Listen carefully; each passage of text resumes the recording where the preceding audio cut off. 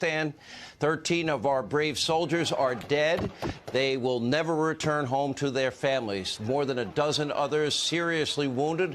A total death toll is now more than 170, over 200 people injured.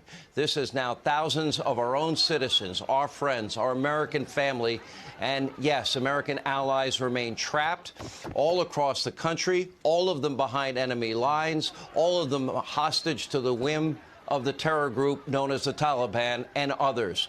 And now it's harder than ever to even get inside Hamid Karzai International Airport, with reports that the Taliban could be in full control of that airport now in a matter of days. Some are predicting as early as this weekend. Maybe the worst part is the death and destruction and carnage and chaos, all easily preventable, so easily preventable.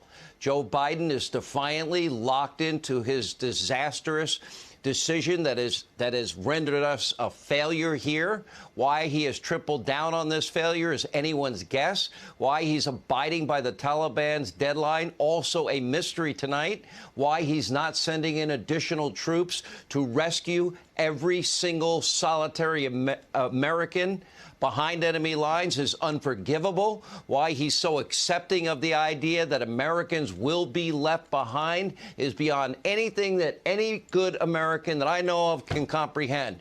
And sadly tonight, that outcome seems inevitable. This was not an intelligence community failure. Joe Biden ignored what are dozens and dozens of warnings on the ground, and they've been given to him now for months, our sources confirming.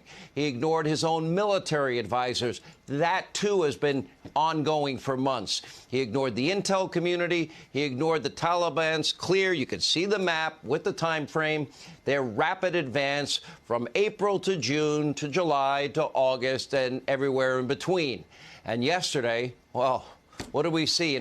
Incoherent, mumbling, bumbling, rambling press conference showing the entire world, America's friends and allies, and yeah, hostile regimes and our foes, our enemies alike, that the United States of America has a cognitively weak, frail, and completely out-of-touch president that is clinging to failed policies.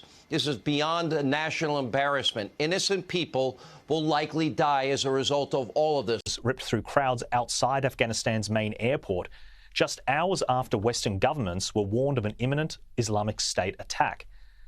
The death toll has risen above 70, including at least 13 US soldiers, and more than 140 people were injured in the blasts. No Australians were killed. It is a crisis and tragedy purely of President Joe Biden's own making, and his media responses in the lead-up to the attack have left many onlookers feeling frustrated and angry. First, the Biden administration spent last week doing a media blitz, spruiking its supposedly successful handling of the evacuations and bragging about the lack of deaths outside the airport. Here is Biden on August 19. It took 2 days to take control of the airport. We have control of the airport now. Still a lot of pandemonium outside the airport. Well, there is, but look, but no one's being killed right now. God forgive me if I'm wrong about that, but no one's being killed right now.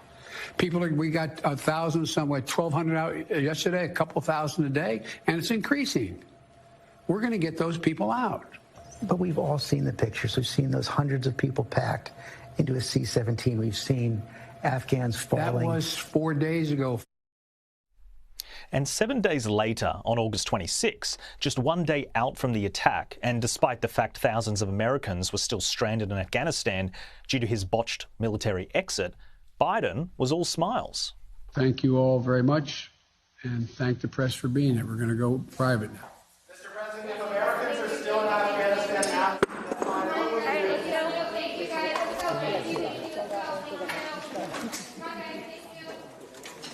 Sir, what will you do if Americans are still there after the deadline?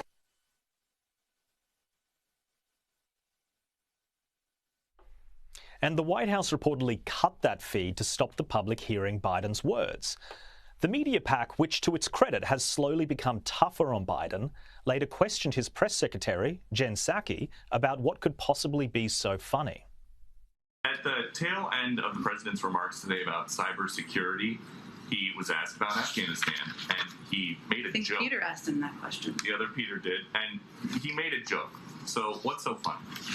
Well, I think the question he was asked, if I remember correctly, was about when he will provide information about a decision on August 31st. I don't want to paraphrase the question if that was an inaccurate description of the question. To a lot of people watching. Of course, it's a very important question. And I think what he conveyed is that he has not, well, what I can convey from here, I should say, is that as he stated yesterday, and as the Secretary of State just stated, we're on track to complete our mission by August 31st. And even after the suicide bombings, the jokes didn't stop. I'll take a few more questions, but you, sir. I wanted to ask you. That's okay. Perhaps he is too senile to realise the horror his actions have created. Good morning. Yesterday was a catastrophic day for our nation and our military. We're reminded of the words of John 15:13. There's no greater love than lay down one's life for one's friends. Americans' troops were targeted and attacked by ISIS suicide bombers in Kabul. 10 U.S. Marines died in the blast. 2 soldiers lost their lives, and 1 Navy medic was killed. And 18 other service members were seriously injured. It was the deadliest day for our military in more than a decade. Dozens of Afghans were also killed or wounded, including innocent children. To the new 13 Gold Star families, my message to you is this. Your loved ones died as heroes. We will always honor their memories, and we pray that you will know peace.